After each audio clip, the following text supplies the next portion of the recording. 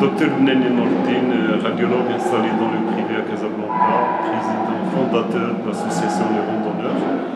Cette association qui a vu le jour il y a 18 ans et qui mène des actions médico-chirurgico-sociales au Maroc et à l'étranger. Donc cette action est la 144e que nous menons ici au Maroc et ailleurs. J'ai dit ailleurs, c'est qu'on a déjà fait le Bénin, le Togo, le Cameroun, Mali, Sénégal, etc. On a même été à Raza. On fait l'extérieur du Maroc, pas parce que le Maroc n'a plus besoin de nous. On fait l'extérieur parce que c'est la meilleure façon pour faire connaître notre pays. L'action que nous avons vécue aujourd'hui, c'est notre 144e action. C'est une action médico-sociale et culturelle. Et en plus des consultations que nous avons menées dans différentes spécialités, nous avons touché à peu près 1000 personnes.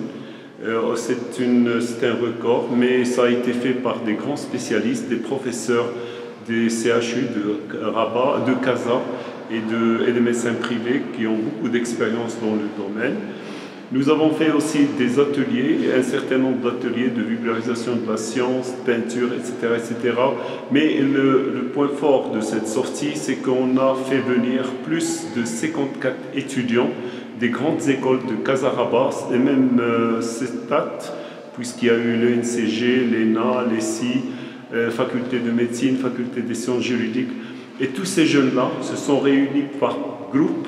On a constitué 4 groupes, ils ont fait un tour dans le village et ils ont essayé de nous amener un projet et nous avons primé le meilleur. Et j'espère refaire cette expérience à chaque fois que nous sortons et qu'à la fin de l'année, on prime ou on contribue ou on arrive à réaliser tout le projet de A à Z.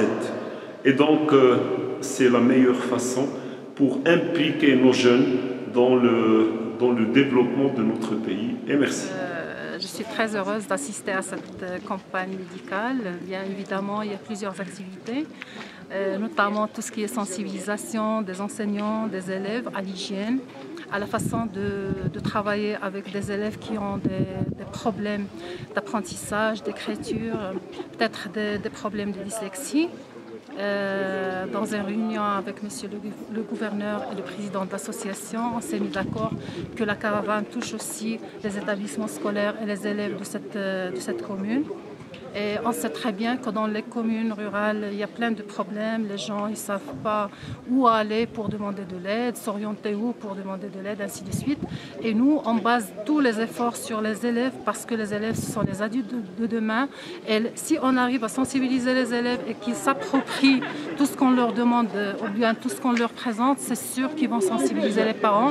Et du coup, on va participer tous au développement de cette région. C'est vrai qu'on a pu détecter et voir avec les médecins qu'il y a plein d'allergies, il y a plein de problèmes de peau, il y a même la détection de quelques cancers de peau et qu'on pourrait éviter avec un minimum de gestes et avec de la sensibilisation.